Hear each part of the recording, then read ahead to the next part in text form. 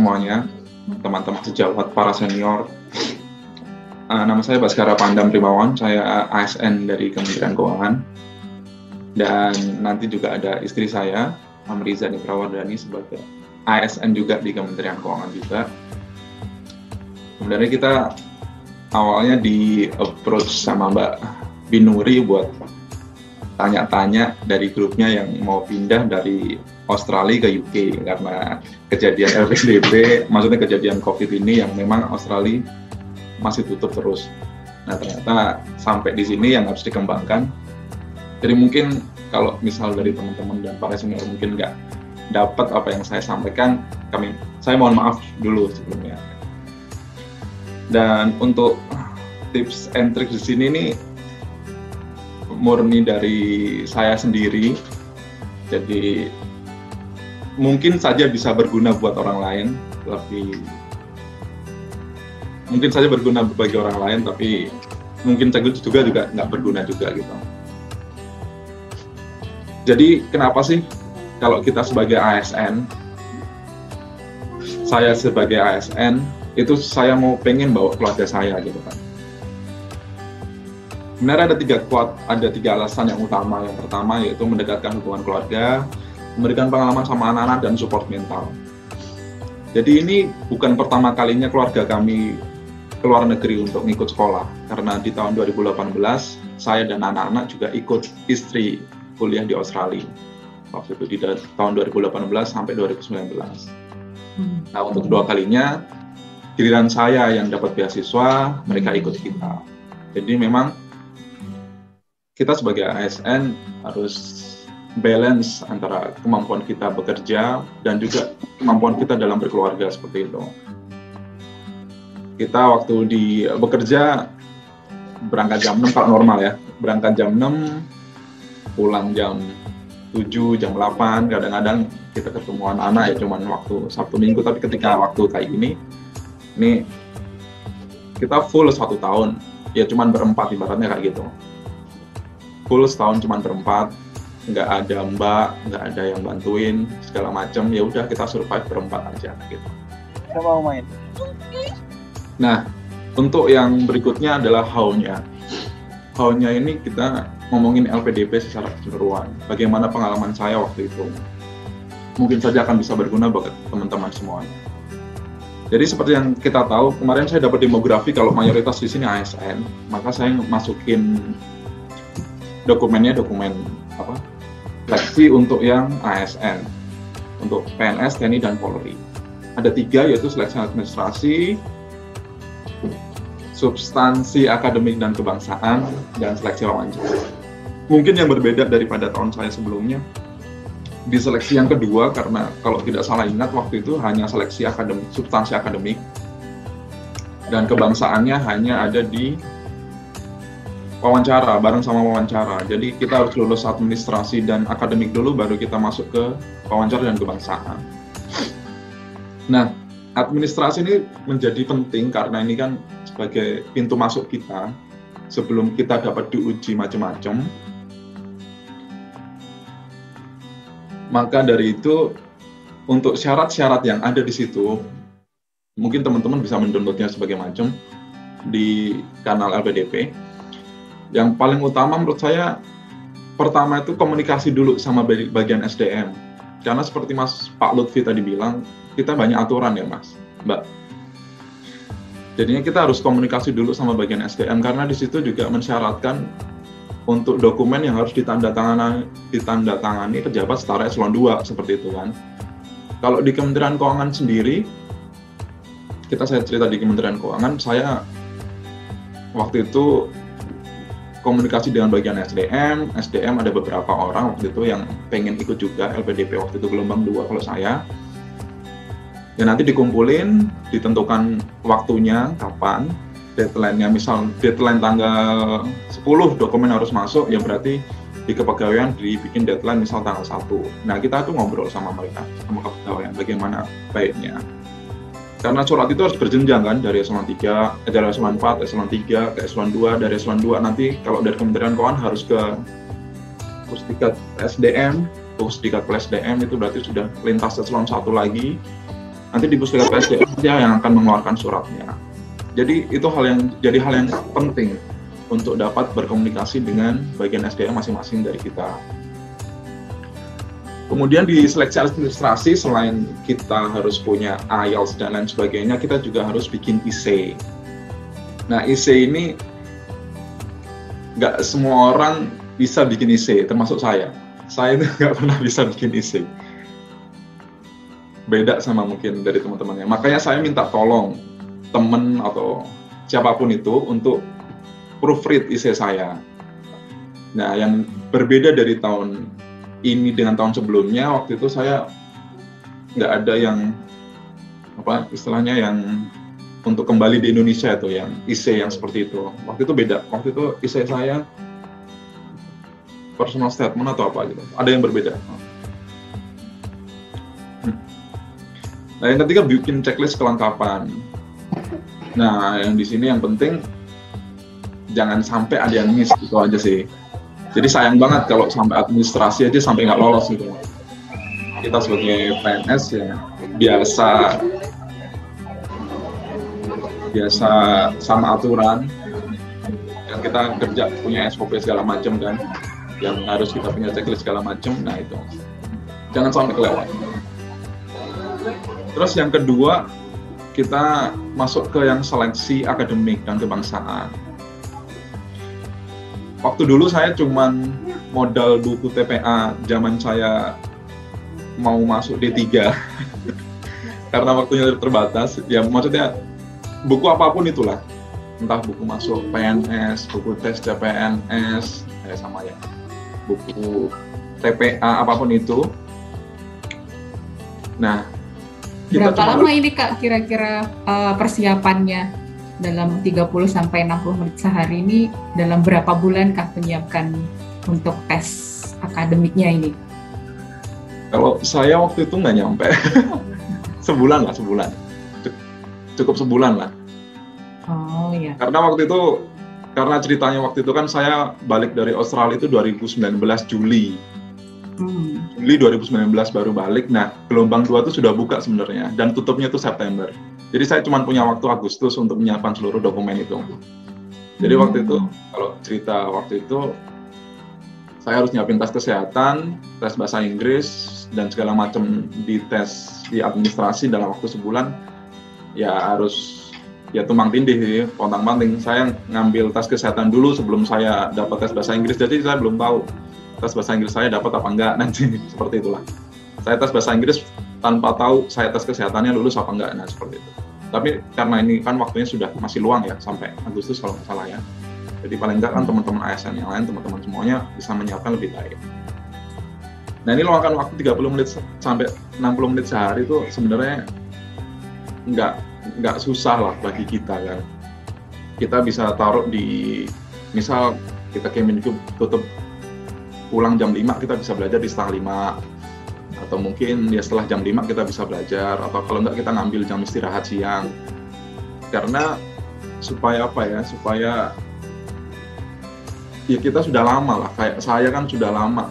Waktu itu ya sudah hampir 10 tahun nggak belajar lagi gitu loh. Harus di reminding terus kayak gitu, biar siap untuk tesnya. Nah di tes substansi akademik waktu itu ada 60 soal, 30 soal matematika, 30 soal bahasa. Nah ini waktu itu juga yang bikin saya terkejut, karena biasanya kan kalau tes soal 60, tes bahasanya nggak sebanyak itu. Saya belajarnya banyak matematiknya. Jadi diusahakan teman-teman belajarnya juga balance nanti. Yang tes bahasanya itu yang kayak sinonim, antonim, dan lain sebagainya itu. Karena ternyata sama LPDP, sama pihak LPDP yang bekerja sama dengan PKM, itu dia bikinnya balance setara antara 50-50 gitu. Untuk penilaian, porsi penilaiannya juga ada porsi nilai berapa persen dari misalkan dari TPA-nya gitu, atau dari psikotesnya gitu nggak Kak? Ada porsi seperti itu nggak? Waktu itu kita cuma tahu skornya tesnya ini kan karena apa? Tes CAT kan, karena komputer kan, jadi sekali keluar kita langsung tahu. Seperti CPNS ya? Ya, kayak tes CPNS persis. Jadi ada 60 soal, satu soalnya bernilai 5, satu soal bernilai 5, salah nggak pakai minus, kalau nggak diisi 0. Gitu. Jadi waktu itu ya memang ya berasa tuanya lah ya, maksudnya ketika keluar gitu, ngelihat skor yang anak-anak umur 96, 97 tuh kok skornya kelahiran 96, 97 tuh skornya tinggi-tinggi banget ya gitu kan. Saya lama nggak belajar juga ya. Makanya mereka yang fresh graduate, karena saingannya mungkin ya nggak tahu ya, tapi moga-moga kan karena kita punya porsi khusus ya dari ASN ya, mungkin rankingnya akan berbeda gitu. Mungkin saja loh ya, saya nggak tahu ya sebenarnya seperti itu. HP sambil dengerin HP. Terus kemudian ada tips berikutnya, wawancara.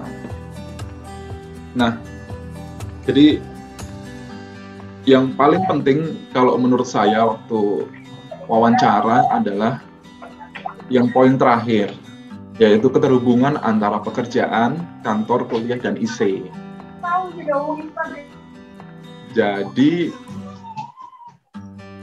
Jadi keterhubungan antara pekerjaan, kantor, kuliah, dan IC ini akan sangat penting ketika pewawancara itu nanya macam-macam kayak gitu. Ketika kita bisa menghubungkan antara keempat elemen ini, itu saya rasa sih pasti bisa jawab semua pertanyaannya dari pewawancara, karena memang mereka melihatnya itu dari berbagai macam sisi gitu loh.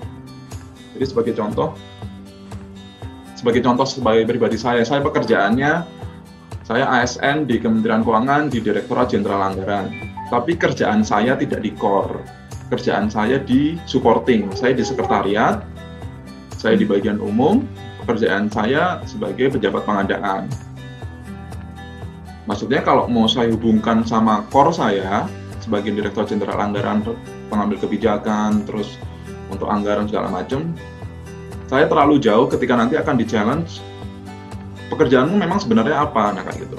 Makanya saya waktu itu ngambilnya ya sesuai passion saya waktu itu, karena memang saya pejabat pengadaan, memang saya pengen jadi fungsional di pengadaan, ya sudah sekalian, makanya saya ngambilnya jurusan waktu itu yang saya masukkan yaitu di applied di project management.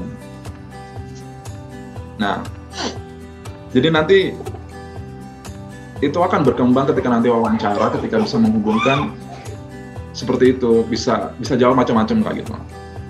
Selain yang lain ya kayak kuasai materi, terus kayak cari tahu pertanyaan sebelumnya, mungkin bisa tanya-tanya ke yang sebelumnya, nanyanya apa, terus belajar berlatih di depan cermin, karena ini penting, karena ya kita udah lama nggak wawancara kayak gitu kan, yang face to face yang harus menentukan sesuatu masa depan kita kayak gitu, pasti di hari H pasti akan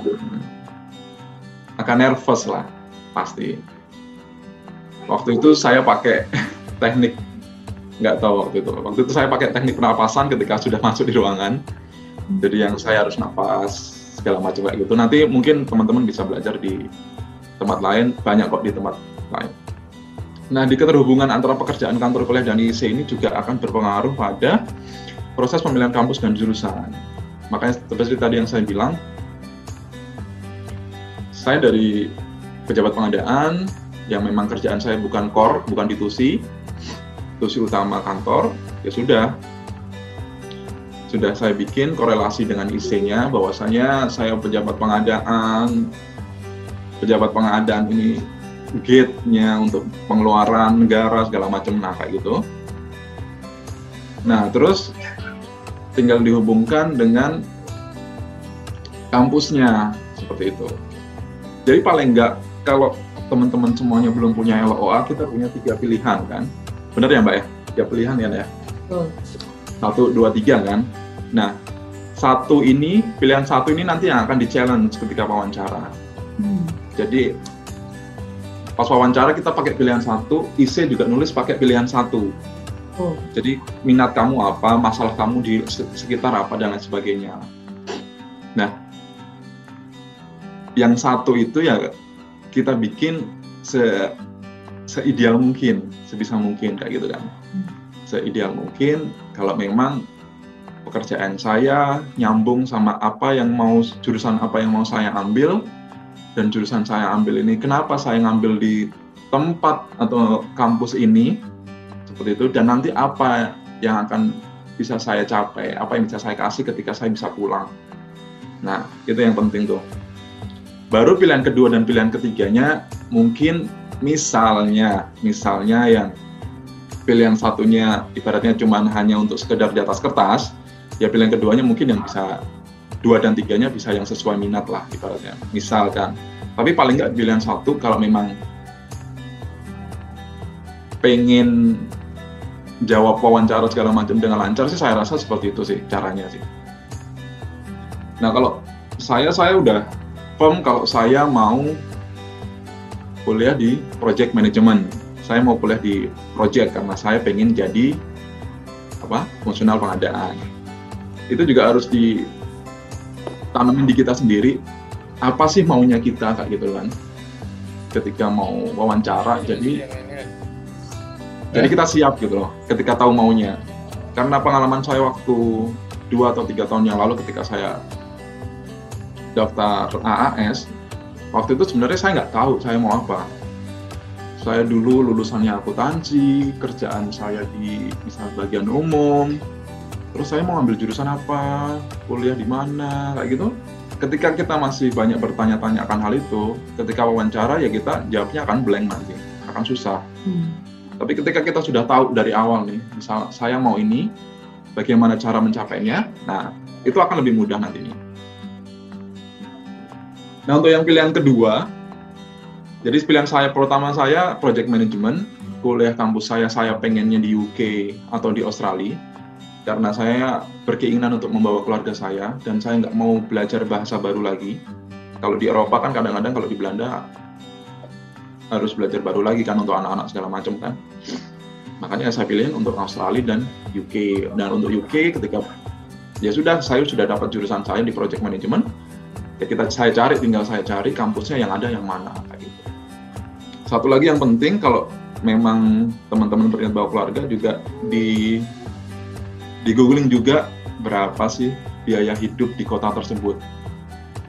Jadi misal saya maunya London, pengennya London, tapi dapatnya cuma sekian dan biaya hidupnya nggak cukup untuk bawa sekeluarga, ya jangan ke London misal kayak gitu. Ya harus turunin lah sedikit, misal harus. Makanya waktu itu, memang kebetulan hanya jurusan yang waktu itu ada di project management yang sesuai ada di Southampton. Nah kemudian untuk pilihan kedua saya ngambil tengah-tengah, jalan tengah-tengah antara kantor dan saya. Kantor karena di kantor juga kursinya pengambil kebijakan, maka saya ngambil di pilihan kedua Public Policy and Management. Public Policy and Management waktu itu saya nanggapnya itu kayak jalan tengah antara kemauannya kantor yang di public policy dan mauan saya yang di manajemen, karena di manajemennya ada project management, memang ada project management juga, jadi ya kayak tengah-tengahnya lah. Nah untuk pilihan ketiganya ya saya balik lagi ke pilihan paling comfort saya. Pilihan comfort saya waktu itu Applied Project Management di University of Adelaide. Ya karena memang keluarga kita udah setahun di Adelaide, sudah nyaman, ya sudah autopilot lah ke sana lah, kalau rumah, pekerjaan segala macam ya sudah ada semua gitu, tinggal balik lagi ibaratnya, kayak tinggal waktu itu kita tinggal ya kayak kita vakum setahun balik lagi, terus ya di sana statusnya sebagai gantian jadi pelajar bukan jadi spouse gitu. Pilihan ketiganya seperti itu. Terus ada yang mau ditanya nggak Mbak? Tipsnya cuma sampai sekian doang soalnya sebelum masuk ke membawa keluarga. Menarik sih ini, karena kalau menurut saya Kak Baskara ini memang lanjutan ya. Jadi keluarga dari istri sebelumnya sudah dahuluan berangkat, kemudian menerus gitu. Jadi kalau saya berpikirnya lebih ke bagaimana tugas di kantor sih Kak. Jadi apakah memang sebagai ASN itu jenjang karirnya itu ada patokan, gimana ya ngomongnya, prioritasnya itu ada patokannya gitu. Jadi mending belajar dulu di usia karir seberapa, kemudian lanjut ngejar karir mungkin sebagai fungsional di kantor atau seperti apa, itu ada ngaruhnya nggak sih Kak di situ? Oke, pertanyaan yang cukup susah karena kan antara pengen berkarir atau enggak gitu ya. Yes. Memang kalau saya waktu 2018 saya nggak ikut istri saya berangkat ke Australia, mungkin juga saya nggak akan ngomong di sini kayak gitu. Saya mungkin nggak akan dapat beasiswa atau mungkin saya nggak akan punya kemauan untuk melanjutin sekolah juga, karena memang waktu itu ya saya yakin dapat posisi yang cukup gitu loh. Jadi memang ada hal yang saya lepas di dalam karir saya waktu memutuskan untuk hal ini. Cuman memang karena waktu itu ya sudah, maksudnya orang berkarir, itu kan kayak itu kan kayak sebuah aktualisasi diri kan. Karir saya, aktualisasi diri saya di kantor atau aktualisasi saya di keluarga. Waktu itu saya memang memutuskan untuk ya sudah, keluarga saya waktu itu nomor satu, karena memang anak saya waktu itu masih kecil, umur 5 sampai umur 3. Jadi kalau dipisah sama ibunya, sama keluarganya, bapaknya, akan berakibat tidak baik bagi pandangan saya, karena di umur segitu anaknya kan masih dalam golden age, ketika mereka masih berkembang segala macam. Jadinya ya sudahlah, waktu itu saya putuskan untuk menunda karir saya. Istilahnya menunda ya Mbak ya. Jadi menunda itu dalam artian cuti, kan ada beberapa cuti tuh. Jadi ya, betul. Cuti ya. Jadi ngambilnya cuti luar negeri. Ya, cuti di luar tanggungan negara. Oh. Betul. Jadi menunda karir saya. Jadi saya menunda karir saya selama setahun untuk kemudian balik lagi. Ya. Dan memang kebetulan waktu balik pun ya prosesnya juga smooth juga sih, kalau pengalaman kemarin sih. Waktu balik pun saya lapor, terus saya ke kepegawaian, Pak, saya mau balik, kamu mau ditempatkan di mana? Ibaratnya dibilangin kayak gitu kan. Saya terserah Bapak aja, Bapak mau milih di mana. Oh ya sudah, bosmu yang lama minta kamu balik lagi di tempat kamu yang lama. Untung masih gitu ya.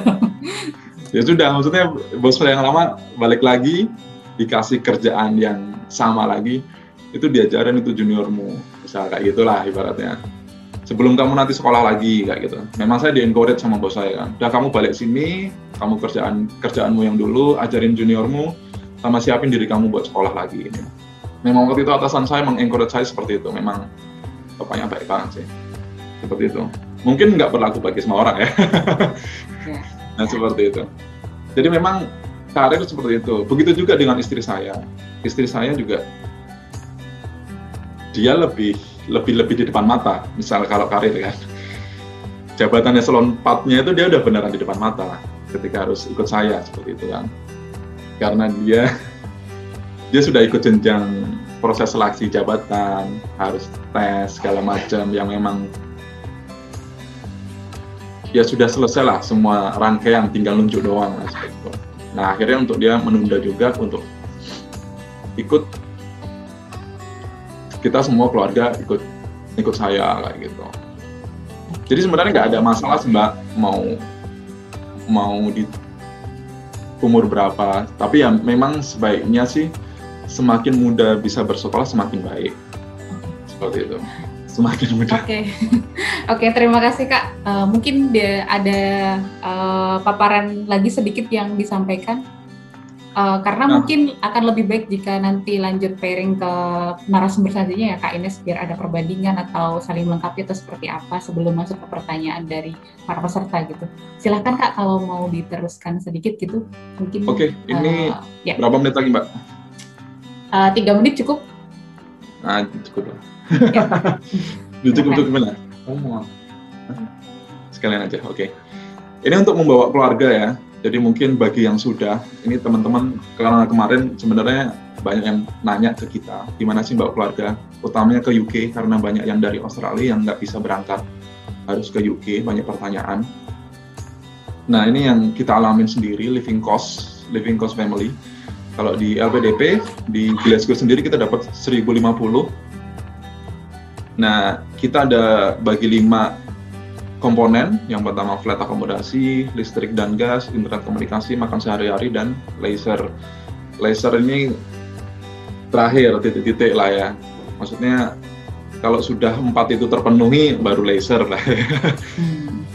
Jangan yang leisure-nya nomor 1, baru yang 4-nya keteteran, seperti itu. Nah, sebelum kita berangkat, banyak juga teman-teman kemarin yang nanyain apa sih persiapannya kayak gitu. Persiapan untuk keberangkatannya apa aja. Jadi yang pertama, kita sebagai ASN, yang utama paspor. Ini saya masukin juga IG dari istri saya karena memang dia yang bikin materinya. Okay. Karena nanti mungkin lebih jelas bisa masuk ke IG istrinya Kak Baskara ya. Kalau mau nanya lebih jauh bisa nanya ke IG-nya ya, nanti ke Amriza Nitra. Jadi memang paspor akan sangat krusial karena waktu kemarin saya, karena pandemi, itu banyak aplikasi paspor biru yang tertahan karena sistemnya offline, seperti itu. Tapi mulai Desember 2020 kalau nggak salah sudah mulai balik lagi online, jadi saya rasa sih sudah nggak ada masalah.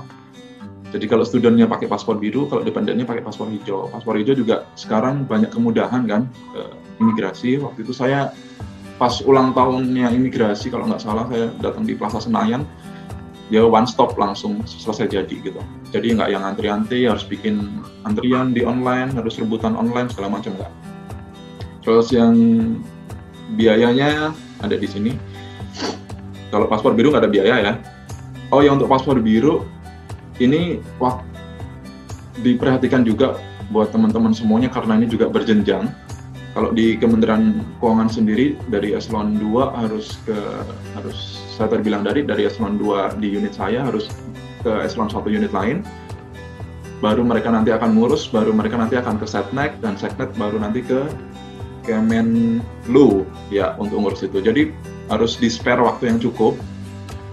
Karena paspor biru ini akan sangat berpengaruh ketika akan masuk ke next step berikutnya, yaitu untuk kita ngurus visa. Ya, jadi untuk ngurus visa itu ada medical check up dulu. Nah, kalau di UK sendiri hanya tes TB,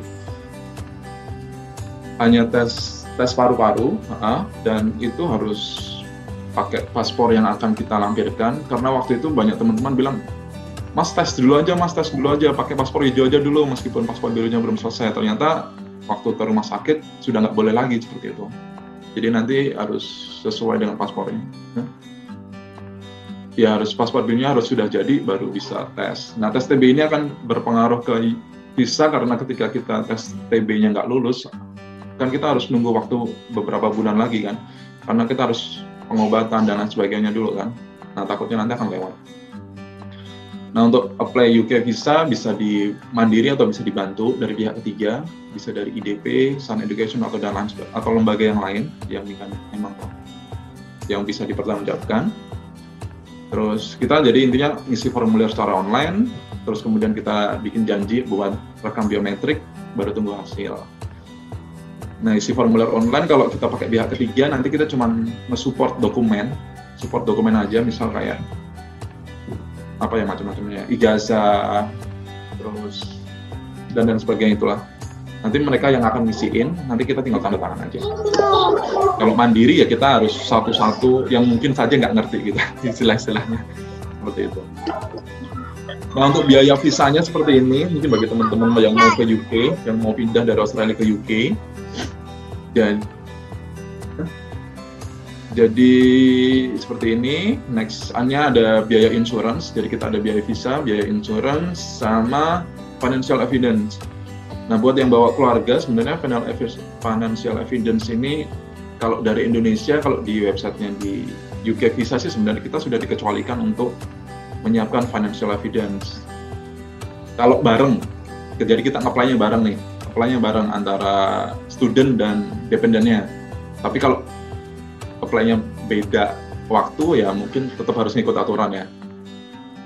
Nah, di sini dia kalau di luar London dia harus ada living cost senilai 680 pounds kali 9. Nah, kalau rupiahin segitu. Cuman ya banyak akal lah, banyak cara untuk financial evidence ya.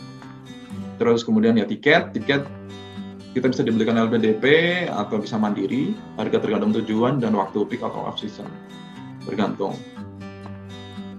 Terus biaya lain-lain, karena waktu kemarin berangkat kita masih dalam kondisi pandemi, maka ada persyaratan untuk tes PCR sebelum, terus karantina mandiri di akomodasi kita di sini, dan kemudian ada tes PCR mandiri, jadi kita ngetes sendiri. Jadi kita cuma dikasih kitnya aja, kita cuma kasih peralatannya aja, kita tes mandiri, lalu kemudian dikirim lewat pos. Terus untuk tips akomodasi, di sini yang ideal ya yang dekat sama sekolah, groceries, bus sama kampus kalau memang sudah datang ke sini. Karena kalau memang di UK, rata-rata orang di sini, utamanya yang kuliah master sih, mereka pada nggak beli alat transportasi lain, jadi biasanya mereka jalan kaki atau pakai transportasi umum. Dan memang jalan kaki juga, jadi kalau bisa sih dekat, jadi jangan jauh-jauh kayak gitu. Terus yang mencari sekolah untuk anak saya umur 5 sama umur 7, jadi sudah waktunya sekolah, jadi sudah wajib dan semua biayanya gratis kecuali seragam sekolah. Seragam sekolah kita harus sebenarnya bebas juga sih, cuman harus ya pakai seragam lah kayak gitu. Nah, kalau di UK sendiri ada beberapa kelas. Kalau di England dan Wales ada kelasnya dari kelas 0, jadi kelas reception dari umur 5. Kalau di Northern Ireland sama di Scotland dia mulainya dari P1, dari year 1, dari umur 1, dari umur 5 itu kayak anak saya yang kecil, dia udah kelas 1 bilangnya. Teman kalau di England dia kelas 0 seperti itu. Kayak kelas TK gitu.